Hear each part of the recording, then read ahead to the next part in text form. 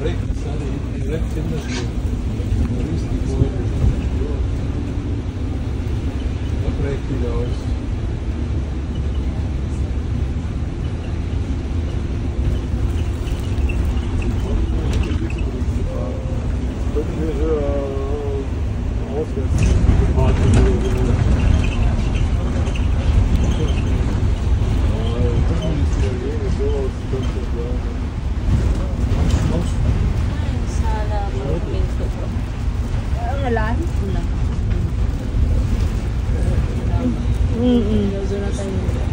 Malapit na.